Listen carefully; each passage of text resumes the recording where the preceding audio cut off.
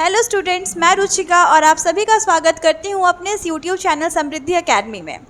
हम लोगों ने स्टार्ट किया था अकाउंट्स और हम लोगों ने प्रीवियस वाले वीडियो में अकाउंट्स का चैप्टर नंबर 1 देखा था। उसमें हम लोगों ने अकाउंटिंग का मीनिंग, अकाउंटिंग के फंक्शंस, अकाउंटिंग का फीचर, अकाउंटिंग का ऑब्जेक्टिव, लिमिटेशंस, ये हर कुछ हम लोगों ने प्रीवियस वाले वीडियो में देख लिया है। आज के इस वीडियो में हम लोग इसके आगे वाले चैप्टर पे जाएंगे और हम लोग यहाँ पे सीखेंगे कि क्या क्या नए नए वर्ड्स हम लोग यहाँ पे देखेंगे, अकाउंट्स में क्या क्या टर्म आता है, कैसे हम लोग अकाउंटिंग करेंगे, वो सारा चीज़ को यहाँ पे हम लोग सीखेंगे। और अगर आपको सीखना है कि अकाउंटिंग कैसे किया जाता है तो उसके पहले आप लोगों को ये जानना होगा कि अकाउंटिंग में जो टर्म आते हैं, जो वर्ड्स यूज़ होते हैं, वो कौन कौन से वर्ड्स हैं। आप लोग को उससे पहले फेमिलियर होना होगा कि वो सारा वर्ड्स क्या है। तो वही सारा वर्ड्स, वही सारा टर्म जो मैं आपको यहाँ पे उससे फेमिलियर कराऊंगी, सब कुछ आपको यहाँ पे अच्छे से समझ में आ जाएगा कि कौन सा वर्ड क्या काम कर रहा है, किसका क्या मतलब होता है, यहाँ पे सीख जाएंगे।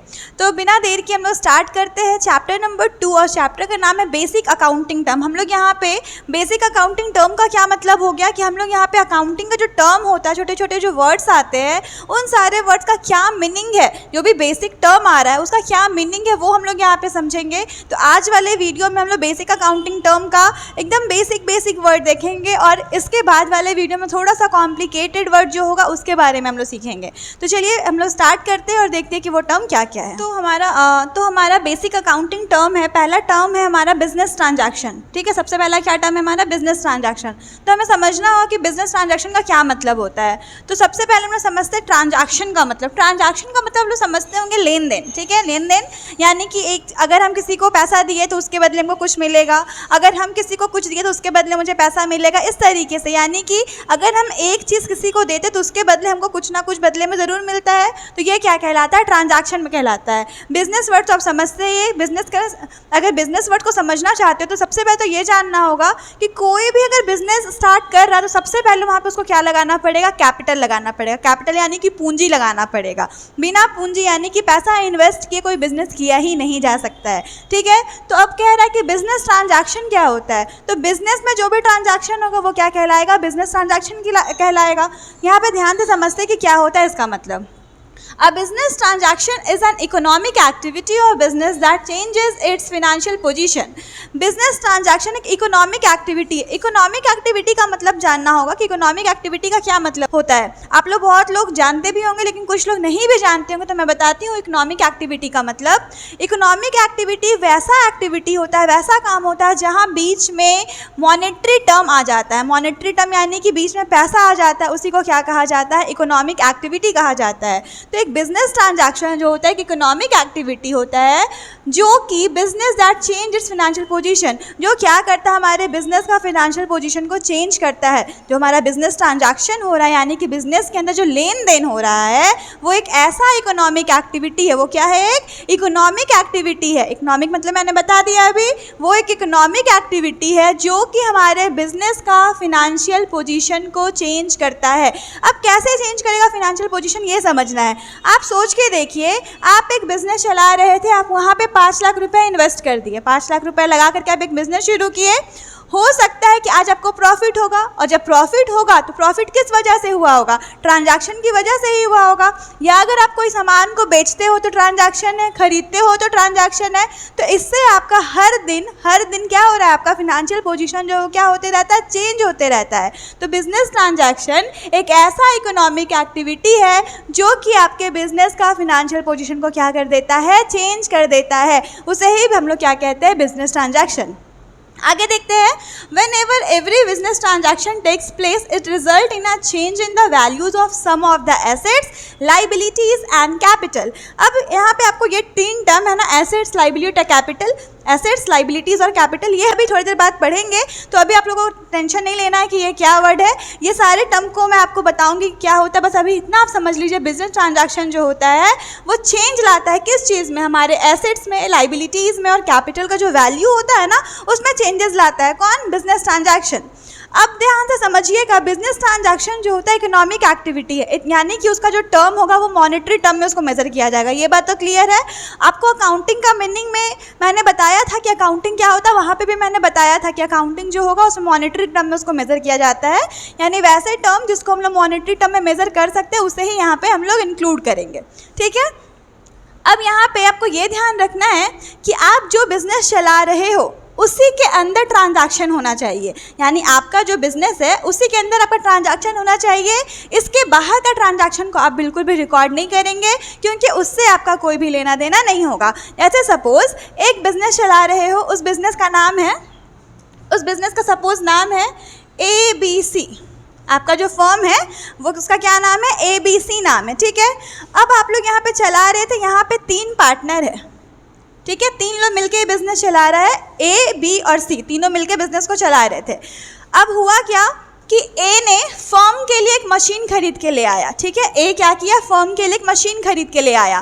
तो ये फर्म के लिए मशीन आ रहा है, मशीन आएगा तो मेरे पास से क्या चला जाएगा, पैसा जाएगा। मशीन आया तो क्या गया हमारे पास से, पैसा गया। तो ये ट्रांजैक्शन तो है, ये बात क्लियर हो गया ना, क्योंकि मेरे पास एक सामान आएगा तो दूसरा चीज़ मेरे पास से क्या होगा, चला जाएगा।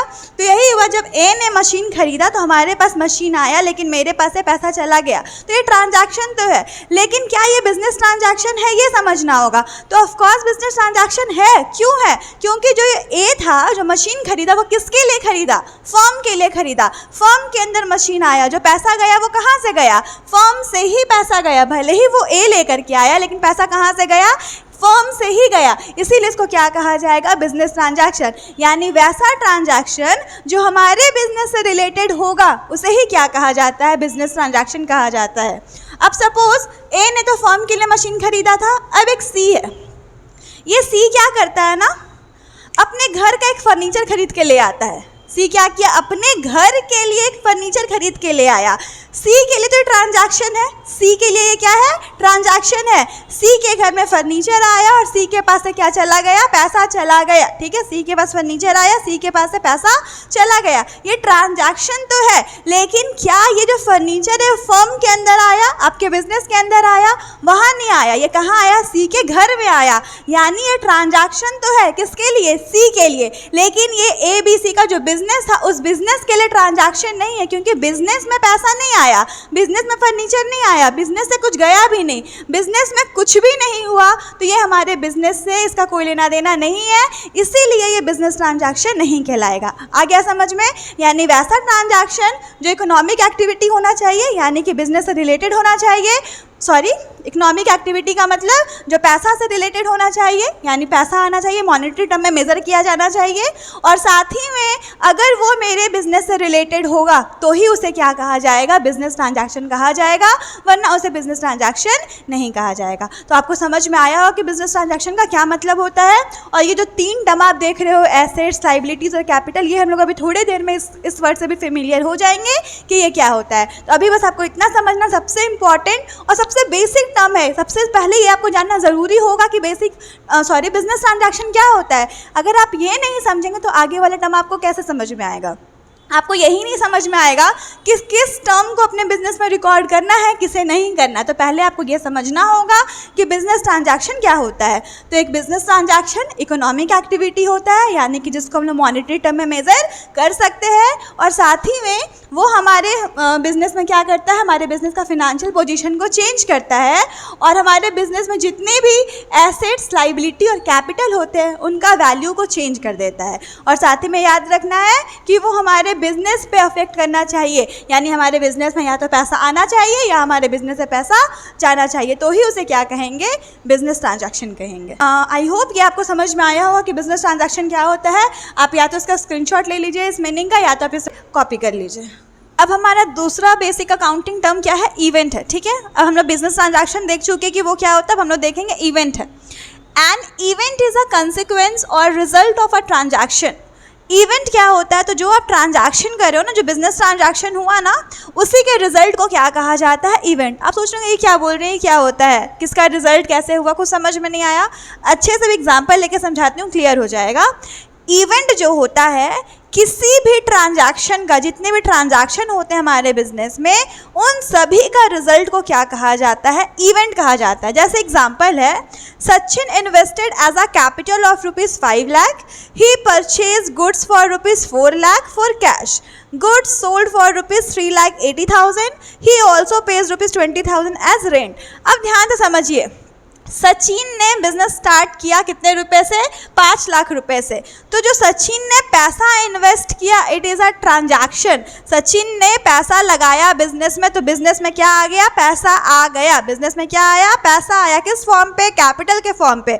ये क्या हो जाएगा? ट्रांजैक्शन हो जाएगा, क्योंकि बिजनेस में पैसा आया। ये क्या है? ट्रांजैक्शन। आगे देखते हैं। ही परचेज गुड्स फॉर ₹4 लाख। उसने गुड्स खरीदा 4 लाख रुपए का। ये भी क्या है? ट्रांजैक्शन, क्योंकि उसने गुड्स खरीदा तो उसके पास गुड्स आया, सामान आया, उसके पास से पैसा चला गया, तो ये भी क्या हो गया? ट्रांजैक्शन हो गया। Goods sold for ₹3,80,000। उसने सामान बेच दिया। कितने का सामान बेचा? 3,80,000 का सामान बेच दिया। तो जब बेचेंगे तो पैसा आएगा, सामान चला जाएगा, तो ये भी क्या हो गया? ट्रांजैक्शन। उसने फिर रेंट दिया, तो पैसा फिर चला गया, ये भी क्या हो गया? ट्रांजैक्शन। इन पूरे ट्रांजैक्शन का जो रिजल्ट आएगा वही क्या कहलाता है? इवेंट कहलाता है। जैसे यहाँ पे आप समझिएगा, ये टोटल कितना पैसा लगाया था? 5 लाख रुपए लगाया था। कितना लगाया? 5 लाख रुपए पैसा लगाया। तो बिजनेस में कितना आया? 5 लाख रुपए आ गया। उसने गुड्स खरीदा तो उसको पैसा देना पड़ेगा। पैसा देगा तो उसके पास से पैसा चला जाएगा। तो ये 4 लाख रुपए को हम क्या करेंगे? माइनस करेंगे। ये 4 लाख को हम क्या करेंगे? माइनस करेंगे। तो कितना बचेगा हमारे पास? 1 लाख रुपए बचेगा। 4 लाख माइनस हुआ तो 1 लाख बचा। उसने फिर सामान को बेच दिया, और जैसे ही सामान को बेचेंगे तो पैसा मेरे पास आएगा।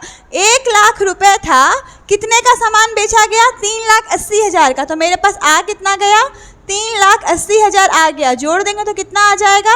4,80,000, 4,80,000।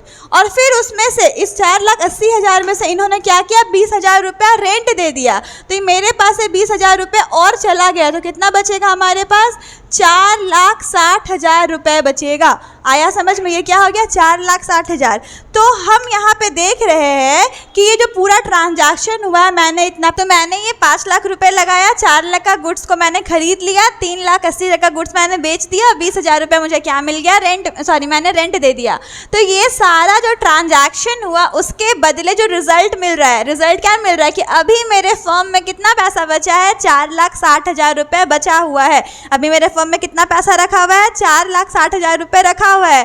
तो ये क्या कहलाएगा? इवेंट। यानी इन पूरे ट्रांजैक्शन से, ये जो पूरा ट्रांजैक्शन हुआ उससे मुझे एट द एंड क्या रिजल्ट मिल रहा है वही क्या कहलाता है? इवेंट कहलाता है। किसी भी ट्रांजैक्शन का जो रिजल्ट होता है, जितना भी ट्रांजैक्शन होगा, आप ये भी सोच सकते हो कि पूरा जो बिजनेस होगा उसमें एट द एंड मुझे प्रॉफिट हुआ या लॉस हुआ। बहुत सारा ट्रांजैक्शन होगा पूरे साल भर में, और वो पूरे साल भर में जो ट्रांजैक्शन होगा उससे जो हम लोगों को प्रॉफिट या लॉस होता है वही क्या कहलाता है? इवेंट कहलाता है। तो यहाँ पे ये पूरे ट्रांजैक्शन से जो रिजल्ट आ रहा है वो क्या कहलाएगा? इसका इवेंट कहलाता है। क्लियर हो गया होगा आपको इवेंट? यानी इवेंट क्या है? ट्रांजैक्शन का ही एक रिजल्ट है। ठीक है, आगे हम लोग नेक्स्ट अकाउंटिंग टर्म देखते हैं कि वो क्या है। हमारा तीसरा बेसिक अकाउंटिंग टर्म वो क्या है? अकाउंट। ठीक है, अब हम लोग आप लोग अकाउंटिंग का मीनिंग एंड डेफिनेशन जो है वो हम लोग पहले ही देख चुके हैं हमारे प्रीवियस वाले वीडियो में। इसका जो इंट्रोडक्शन वीडियो था, यानी चैप्टर 1 का जो वीडियो था, वहाँ पे हम लोगों ने देख लिया है। यहाँ पे देखते हैं अकाउंट क्या होता है। अकाउंट भी एक बेसिक टर्म है।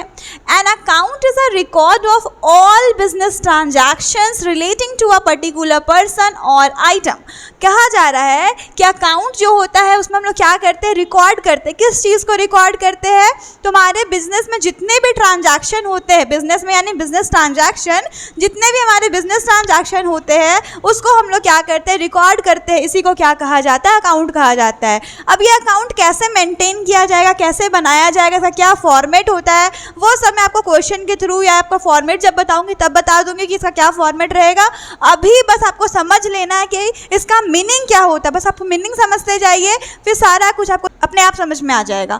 तो account is a recording of all business transaction. जितने भी हमारे बिजनेस ट्रांजैक्शन होते हैं सभी को रिकॉर्ड कर लिया जाता है। इसे ही क्या कहा जाता है? अकाउंट कहा जाता है। ठीक है, अब आगे बढ़ते हैं, दूसरा अकाउंटिंग टर्म देखते हैं। हमारा फोर्थ अकाउंटिंग टर्म है वो है कैपिटल। कैपिटल का मतलब होता है पूंजी। जो भी हमारा बिजनेस स्टार्ट करेगा, जो भी वहाँ का ओनर रहेगा, वो जब बिजनेस स्टार्ट करता है तो वहाँ पे उसे कुछ पैसा इन्वेस्ट करना पड़ता है, कुछ पैसा लगाना पड़ता है एज अ कैपिटल, यानी कि पूंजी के रूप में कुछ पैसा लगाया जाता है। ठीक है, वही क्या होता है? हमारा कैपिटल। तो देखिए, it refers to the amount invested by the proprietor in a business enterprise. इसका क्या मतलब होता है? Amount invested by the proprietor. Proprietor का मतलब होता है जो वो बिजनेस स्टार्ट किया उसका ओनर। तो जो भी वहाँ का ओनर होगा, जो वो पैसा इन्वेस्ट करता है बिजनेस एंटरप्राइज में, वही क्या कहलाता है? हमारा कैपिटल कहलाता है। यानी कोई अगर बिजनेस स्टार्ट कर रहा है तो अगर वो बिजनेस स्टार्ट करने के लिए कुछ पैसा इन्वेस्ट करता है तो वही अमाउंट क्या कहलाता है? हमारा कैपिटल या फिर पूंजी कहलाता है। Amount may be in the form of cash, goods और एसेट्स। ज़रूरी नहीं है कि वो कैश के रूप में ही पैसा लगाएगा, हो सकता है कि वो कैश ना लगा करके गुड्स लगा दे। गुड्स यानी कि कोई सामान लगा दे, और सामान या फिर कोई एसेट्स लगा दे। अब एसेट्स का मतलब मैं आपको बताऊंगी कि क्या होता है, अभी टेंशन नहीं लेना है। एसेट्स भी एक इसका बेसिक अकाउंटिंग टर्म है, जब वो आएगा तब मैं उसे समझा दूंगी। बस आपको इतना ही समझना है कि जो भी बिजनेस स्टार्ट करने के लिए इन्वेस्ट किया जाता है वो क्या कहलाता है? हमारा कैपिटल कहलाता है। आ गया समझ में? वो हमारा पूंजी होता है। ठीक है, नेक्स्ट है हमारा ड्राइंग। एनी कैश और value of goods withdrawn by the owner for personal use or any private payments made out of business called drawings। Drawing मतलब ड्राइंग करना, जो हम लोग ड्राइंग पेंटिंग करते हैं वो ड्राइंग नहीं है। यहाँ पे ड्राइंग का क्या मतलब है ध्यान से समझिए अकाउंट में। एनी कैश और वैल्यू ऑफ गुड्स, अगर आप कोई पैसा या फिर गुड्स, वैल्यू ऑफ गुड्स का मतलब कोई भी गुड्स निकाल लेते हो, कोई भी पैसा या फिर कोई भी गुड्स निकाल लेते हो। विड्रॉन मतलब निकाल लेना, बाय द ओनर। कौन निकाल रहा है? ओनर निकाल रहा है। किस चीज़ के लिए? अपने पर्सनल यूज़ के लिए या फिर किसी अपने प्राइवेट पेमेंट के लिए। यानी कि अपने बिजनेस से, ठीक है, अपने बिजनेस से जो ओनर है अपने प्राइवेट पेमेंट के लिए या फिर अपने प्राइवेट यूज़ के लिए या पर्सनल यूज़ के लिए अगर पैसा निकाल लेता है, यानी फर्म के लिए खर्च नहीं कर रहा है, फर्म से रिलेटेड कोई भी खर्चा नहीं है, वो कौन सा खर्चा है? तो उसका पर्सनल कुछ खर्चा है, पर्सनल यूज़ के लिए अगर वो पैसा निकाल रहा है तो उसे ही क्या कहा जाता है? ड्राइंग कहा जाता है। अगर बिजनेस से रिलेटेड कोई काम के लिए निकालेगा तो वो ड्राइंग नहीं कहलाएगा, वो विड्रॉल कहलाएगा या विड्रॉन कहलाएगा। ठीक है, अगर आप बिजनेस के लिए कुछ खर्चा करना है, बिजनेस का कोई एक्सपेंसेस, उसके लिए अगर पैसा निकाल रहे हो तो वो ड्राइंग नहीं है, वो विड्रॉन है। ठीक है, लेकिन अगर आप बिजनेस से ही पैसा निकाल रहे हो लेकिन आपका उसमें पर्सनल यूज़ है, कोई प्राइवेट पेमेंट करना है, अपने लिए कुछ एक्सपेंस करना चाहते हो, तो वो क्या कहलाता है? आपका ड्राइंग कहलाता है। जैसे बिजनेस में बहुत तरीके का खर्चा होता है। सपोज हम ले लेते हैं कि बिज़नेस में आज आप लोगों ने एक मशीन खरीद लिया, तो ये बिज़नेस से रिलेटेड है। या आप समझ लीजिए कि बिज़नेस में कोई रिपेयर कराया, कुछ ख़राब हो गया था, एक रिपेयर कराया है, तो उसमें कुछ खर्च होगा, पैसा निकला होगा, तो ये हमारा जो है वो ड्राइंग नहीं है। लेकिन अगर जो वहाँ का ओनर है, हुआ क्या कि उसके घर में कोई प्रॉब्लम आ गया, घर में कुछ खराबी आ गया, घर में कुछ रिपेयर कराना है, और घर का रिपेयर के लिए अगर वो बिज़नेस से पैसा निकाल रहा है तो वो क्या हो जाएगा? उसका प्राइवेट यूज़ हो गया ना, वो पर्सनल यूज़ हो गया, बिजनेस का रिलेशन नहीं है उससे, तो उसको क्या कहा जाता है? ड्राइंग। यानी बिजनेस से कोई भी पैसा अगर निकल रहा हो प्राइवेट पेमेंट के लिए या फिर पर्सनल यूज़ के लिए तो उसे ही क्या कहा जाता है? ड्राइंग्स कहा जाता है। ठीक है।